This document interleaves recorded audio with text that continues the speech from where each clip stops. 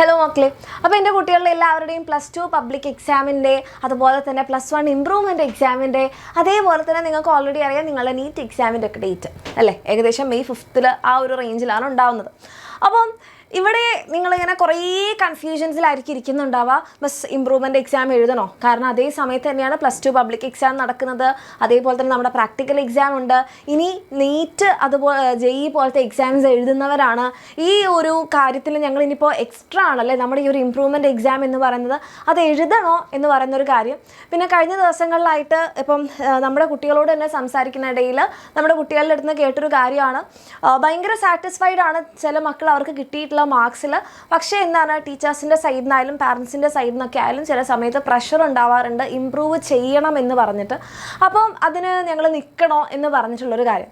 അപ്പോൾ ഇങ്ങനത്തെ എന്തെങ്കിലും കൺഫ്യൂഷൻസ് എൻ്റെ മക്കൾക്ക് ഉണ്ടെങ്കിൽ അതൊന്ന് തീർക്കാൻ വേണ്ടിയിട്ട് കൂടിയാണ് ഈ ഒരു വീഡിയോ. അപ്പോൾ നിങ്ങൾക്ക് എല്ലാവർക്കും അറിയുന്നൊരു കാര്യം, നമ്മൾ ഒരു +2 സ്റ്റുഡൻറ്റിന് വേണ്ടതിലും ആവശ്യത്തിലുള്ള എക്സാംസ് ആണ് നിങ്ങൾക്ക് 2025 നിങ്ങളെ കാത്തു നിൽക്കുന്നത് അല്ലേ. നമുക്ക് ഇമ്പ്രൂവ്മെൻറ്റ് എക്സാം ഉണ്ട്, മാർച്ചിൽ തന്നെ നിങ്ങളെ പബ്ലിക് എക്സാം ഉണ്ട്, നിങ്ങളുടെ പ്രാക്ടിക്കൽ എക്സാം ഉണ്ട്. ഇനിയിപ്പോൾ നിങ്ങളൊരു നീറ്റ് അല്ലെങ്കിൽ JEE പോലത്തെ കോമ്പറ്റേറ്റീവ് എക്സാമിന് പ്രിപ്പയർ ചെയ്യുന്നുണ്ടെങ്കിൽ അതും ഉണ്ട്. ഓക്കെ, അപ്പോൾ ഫസ്റ്റ് ക്വസ്റ്റ്യൻ, മിസ് ഞാൻ ഇമ്പ്രൂവ്മെൻറ്റ് ചെയ്യണോ? അപ്പോൾ ആദ്യം മിസ്സിന് നിങ്ങളോട് പറയാനുള്ളത്, നിങ്ങൾക്ക് കിട്ടിയിട്ടുള്ള മാർക്സിൽ നിങ്ങൾ സാറ്റിസ്ഫൈഡ് ആണ്, അതായത് ഇനി എനിക്ക് വേണമെന്നില്ല, അതായത് ഞാൻ എൻ്റെ കംപ്ലീറ്റ് എഫേർട്ട് ഇട്ട് ഞാൻ എന്നെക്കൊണ്ട് പറ്റുന്ന മാക്സിമം ആണ് ചെയ്തിട്ടുള്ളത് എന്നാണെങ്കിൽ നിങ്ങൾ ഇമ്പ്രൂവ് ചെയ്യണമെന്നില്ല. ഓക്കെ, കാരണം മറ്റുള്ളവരുടെ പ്രഷർ, ഇപ്പോൾ വീട്ടുകാരുടെ ആയിക്കോട്ടെ, പാരൻസ് ടീച്ചേഴ്സിൻ്റെ ആയിക്കോട്ടെ, അവരുടെ പ്രഷറിലൊന്നും എൻ്റെ മക്കൾ പോയിട്ട് വെറുതെ എക്സാം എഴുതി എല്ലാം കൂടെ അങ്ങോട്ട് പരിവാക്കണ്ട.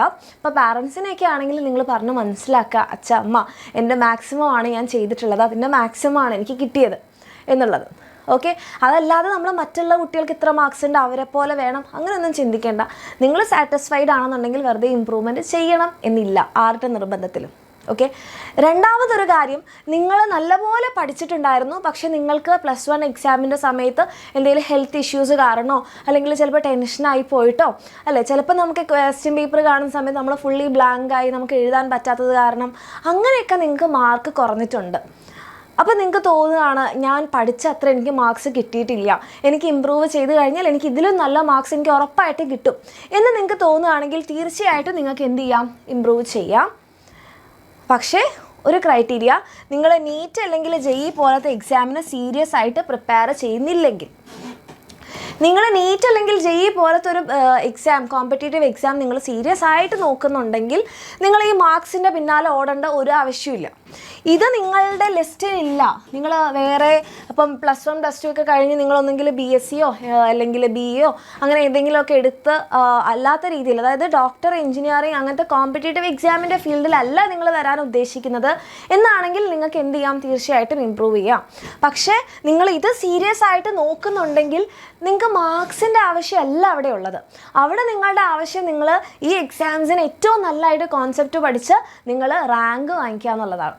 ഓക്കെ, അപ്പോൾ നിങ്ങൾ ഇതേപോലത്തെ ഒരു എക്സാമിന് നിങ്ങൾ സീരിയസ് ആയിട്ട് പഠിക്കുന്നില്ലെങ്കിൽ ഓക്കെ, നിങ്ങൾക്ക് ആഗ്രഹം ഉണ്ടെങ്കിൽ നിങ്ങൾക്ക് ചെയ്യാം. അതല്ല, നിങ്ങൾ ഇത് നല്ലപോലെ ആഗ്രഹിക്കുന്നുണ്ട്, ഇതിൽ നിങ്ങൾ നല്ലപോലെ പ്രിപ്പയർ ചെയ്യുന്നുണ്ട് എങ്കിൽ വെറുതെ ഇമ്പ്രൂവ്മെൻറ്റ് ചെയ്യേണ്ട എന്നാണ് മിസ്സിൻ്റെ അഭിപ്രായം. കാരണം നിങ്ങളുടെ ഈ ഒരു സമയം തന്നെ നിങ്ങൾ നോക്കിയാൽ നിങ്ങൾക്ക് മനസ്സിലാവും.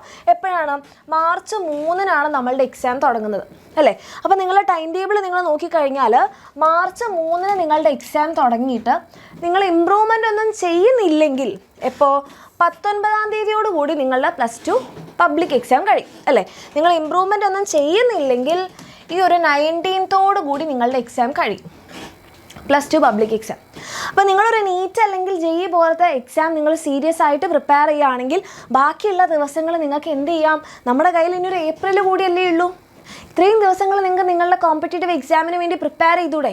ഇനി അതൊന്നും വേണ്ട, നിങ്ങൾ ഈ ഒരു ദിവസം നെക്സ്റ്റ് 20th നിങ്ങൾ വെറുതെ റെസ്റ്റ് എടുത്താലും അത് നിങ്ങളുടെ ഹെൽത്തിന് നല്ലതല്ലേ ചെയ്യുള്ളൂ അല്ലേ. എന്നിട്ട് നമുക്ക് നമ്മുടെ നീറ്റിൻ്റെ ട്രാക്കിലേക്ക് വീണ്ടും കയറാം. കാരണം ഈ ഒരു മാർച്ച് മാസത്തിൽ നമ്മൾ നീറ്റ് ആയിക്കോട്ടെ JEE ആയിക്കോട്ടെ നമുക്ക് നല്ലപോലെ ആ എക്സാമിന് വേണ്ടി പ്രിപ്പയർ ചെയ്യാൻ പറ്റിയിട്ടുണ്ടാവില്ല, നമ്മൾ ഫുള്ളി പബ്ലിക് എക്സാമിൻ്റെ പിന്നാലെ ആയിട്ടുണ്ടാവാം. അപ്പോൾ നമുക്കൊന്ന് പിന്നീട് വീണ്ടും ആ ട്രാക്കിലേക്ക് കയറേണ്ടതുണ്ട്, ഇത് നമുക്ക് വീണ്ടും പഠിക്കേണ്ടതുണ്ട്. അപ്പോൾ സാധാരണ നിങ്ങൾ ഇമ്പ്രൂവ്മെൻറ്റ് എക്സാം ചെയ്തിട്ടില്ലെങ്കിൽ നിങ്ങൾക്ക് എത്ര ദിവസം ഇവിടെ ബാക്കിയുണ്ട്, ഇത്രയും ദിവസം നിങ്ങൾക്ക് എന്ത് ചെയ്യാം, നിങ്ങളുടെ നീറ്റ് അല്ലെങ്കിൽ JEEക്ക് വേണ്ടി പഠിക്കാം. പക്ഷേ നിങ്ങൾ ഇമ്പ്രൂവ് ചെയ്യുന്നുണ്ടെങ്കിൽ എന്താ, ഇപ്പം നിങ്ങൾ ഇമ്പ്രൂവ് ചെയ്യുന്നത് ചിലപ്പോൾ ബയോളജി ആയിരിക്കാം, അല്ലെങ്കിൽ മാത്സ് ആയിരിക്കാം. അപ്പോൾ ഈ ഇത്രയും ദിവസങ്ങൾ നിങ്ങൾക്ക് എവിടെ പോയി? അതിനു വേണ്ടി പഠിക്കാൻ പോയില്ലേ? വെറുതെ അതിൻ്റെ പിന്നാലെ പോകണം? എൻ്റെ മക്കളെ ഒന്ന് ചിന്തിക്കുക. ഓക്കെ, അപ്പം നിങ്ങൾ ഇമ്പ്രൂവ് ചെയ്യണോ വേണ്ടയോ എന്നുള്ളത് നിങ്ങൾ ഓരോരുത്തരും ചിന്തിക്കുക. നിങ്ങളുടെ എയിം എന്താണ്? നിങ്ങൾ എന്തുകൊണ്ടാണ് ഇപ്പോൾ ഇമ്പ്രൂവ്മെൻ്റ് എന്ന് പറയുന്ന ഈ ഒരു സംഭവത്തിൽ എത്തി നിൽക്കുന്നത്? ഓക്കെ, നിങ്ങളുടെ മാക്സിമം ചെയ്തിട്ടാണ് ഈ മാർക്സ് നിങ്ങൾക്ക് +1 കിട്ടിയത് എന്നുണ്ടെങ്കിൽ അത് നിങ്ങളുടെ ബെസ്റ്റ് മാർക്സാണ് മക്കളെ. ആരെങ്കിലും എന്തെങ്കിലും പറയുന്നത് കേട്ട് നിങ്ങൾ ഒരു കാരണവശാലും വീണ്ടും ചിന്തിക്കേണ്ട. അത് നമ്മളെ എഫേർട്ട് കൂട്ടുകയുള്ളൂ. കാരണം ഈ +2ൻ്റെ ഇടയിൽ നമ്മൾ +1 നോക്കണം, നമുക്ക് ആകെ കൂടി ഇത് പഠിക്കണോ അത് പഠിക്കണോ എന്നുള്ള കൺഫ്യൂഷൻ, അങ്ങനെ +2 കൂടെ നമ്മുടെ കയ്യിൽ നിന്ന് പോവും. അപ്പോൾ അതിനുവേണ്ടി വെറുതെ നിൽക്കണ്ട. പിന്നെ മിസ് പറഞ്ഞ രണ്ടാമത്തെ കേസാണെങ്കിൽ നിങ്ങൾ നല്ലപോലെ പഠിച്ചു, പക്ഷേ സാഹചര്യം കൊണ്ട് നമുക്ക് എഴുതാൻ പറ്റാത്തതാണെങ്കിൽ ഓക്കെ, ഗോ ഫോർ ഇറ്റ്. പക്ഷേ ഇതിലും നിങ്ങൾ ഒരു കോമ്പറ്റേറ്റീവ് എക്സാമിന് സീരിയസ് ആയിട്ട് കാണുന്ന ഒരാളാണെങ്കിൽ അതിൻ്റെ ആവശ്യമില്ല എന്നുള്ളതാണ് ഏറ്റവും ഇമ്പോർട്ടൻ്റ് ആയിട്ടുള്ള കാര്യം. ക്ലിയർ ആയെന്ന് വിചാരിക്കുന്നു. അപ്പോൾ ഈ ഒരു കാര്യങ്ങൾ മനസ്സിൽ വെച്ചുകൊണ്ട് എന്ത് ചെയ്യുക, ഒരു നല്ല ഡിസിഷൻ എൻ്റെ മക്കളെടുക്കാം. അപ്പോൾ പാരൻസിൻ്റെ ഭാഗത്തു നിന്നുള്ള പ്രഷറാണെങ്കിൽ നമ്മുടെ പാരൻസ് അല്ലേ, നമ്മുടെ അച്ഛനും അമ്മയും നമ്മുടെ നല്ലതിന് വേണ്ടിയിട്ടാണ് അവർ പറയുന്നത് അല്ലേ. അപ്പോൾ അവരെ പറഞ്ഞ് മനസ്സിലാക്കുക. എന്തായാലും നിങ്ങൾ പറഞ്ഞാൽ മനസ്സിലാവാത്ത കാര്യങ്ങളൊന്നും ഉണ്ടാവില്ല. അപ്പോൾ അവരോട് കാര്യമായിട്ട് തന്നെ പറയുക, നിങ്ങളുടെ അവസ്ഥ എന്താണെന്ന് നിങ്ങൾ പറഞ്ഞാലേ അവർക്ക് മനസ്സിലാവുള്ളൂ അല്ലേ. അപ്പോൾ നിങ്ങൾ ഇങ്ങനെയാണ്, ഈ ഒരു അവസ്ഥയിലൂടെയാണ് നിങ്ങൾ കടന്നു പോകേണ്ടത്, നിങ്ങൾക്ക് നീറ്റാണ് ആവശ്യം, അല്ലെങ്കിൽ നിങ്ങളുടെ മാക്സിമം മാർക്സാണിത്, എന്നെക്കൊണ്ട് ഇനി പറ്റാത്തതാണ് എന്നുള്ള കാര്യം അവരെ പറഞ്ഞ് മനസ്സിലാക്കാം. റെഡി? പാരൻസ് നിങ്ങളുടെ കൂടെ ഉണ്ടെന്നുണ്ടെങ്കിൽ പിന്നെ വേറെ ആരുടെ പ്രഷറും നിങ്ങൾ മൈൻഡ് ചെയ്യേണ്ട. ഇപ്പോൾ ടീച്ചേഴ്സ് ആണെങ്കിൽ തന്നെ അത് ടീച്ചേഴ്സിൻ്റെ കുഴപ്പമില്ല. ടീച്ചേഴ്സ് എപ്പോഴും ചിന്തിക്കുന്നത് ഫുൾ മാർക്സ് വാങ്ങിക്കണം, അങ്ങനെ ആക്കണം, സ്കൂളിനൊരു ഫ്ലക്സ് ഒക്കെ വെക്കണം, അങ്ങനെ നിങ്ങൾ ഏറ്റവും ടോപ്പർ ആവണം തന്നെ നിങ്ങളുടെ ടീച്ചേഴ്സും ആഗ്രഹിക്കുന്നത്. പക്ഷേ നമ്മളെ സംബന്ധിച്ചിടത്തോളം എന്താണ് എന്നുള്ളത് നമുക്കാണ് അറിയാം അല്ലേ. അപ്പോൾ നിങ്ങളിപ്പോൾ ടീച്ചേഴ്സ്, നിങ്ങളെ മനസ്സിലാക്കുന്ന ടീച്ചേഴ്സ് ആണെങ്കിൽ അവരോട് പറയാം, മിസ് ഞാൻ ഇങ്ങനെയാണ് നോക്കുന്നത് എന്നുള്ള കാര്യം അവരോട് സംസാരിക്കുക. ഓക്കെ, നിങ്ങളെ പാരൻസിനെ പറഞ്ഞ് മനസ്സിലാക്കുക. ഒത്തിരി ഓവർ പ്രഷർ എടുക്കേണ്ട കാര്യമൊന്നുമില്ല. ഓക്കെ, നിങ്ങൾക്ക് എന്താണോ വേണ്ടത് എന്നുള്ള കാര്യത്തിന് മുറുകെ പിടിക്കുക, അതിൻ്റെ കൂടെ പോവുക. അതിപ്പോൾ മാത്രമല്ല, എപ്പോഴായാലും നിങ്ങളുടെ ലൈഫിൽ എന്തൊരു സിറ്റുവേഷൻ വരുമ്പോഴും നിങ്ങൾക്ക് എന്താണോ വേണ്ടത്, നിങ്ങൾ എപ്പോഴാണോ ഹാപ്പി ആവുന്നത്, നിങ്ങളുടെ ബെസ്റ്റ് എന്താണോ എന്നുള്ള കാര്യത്തിന് മുന്നോട്ട് കൊണ്ടുപോവുക. മറ്റുള്ളവർ നമ്മളെ ചിലപ്പം വേണ്ട എന്ന് പറയുന്നുണ്ടാകും, ചിലപ്പോൾ ആവശ്യമില്ലാത്ത കാര്യത്തിന് നമ്മളെ പ്രഷർ ചെയ്യും. അപ്പോൾ നമ്മൾ ആരുടെ പ്രഷറിലും വീഴേണ്ട കാര്യമില്ല. നിങ്ങൾക്ക് വേണ്ടത്, നിങ്ങളുടെ മനസ്സ് പറയുന്നത്, നിങ്ങളുടെ ആഗ്രഹത്തിൻ്റെ പിന്നാലെ പോവുക. എൻ്റെ മക്കൾക്ക് എല്ലാവർക്കും ഏറ്റവും ബെസ്റ്റ് കാര്യങ്ങൾ തന്നെ ഉണ്ടാവട്ടെ. All the best.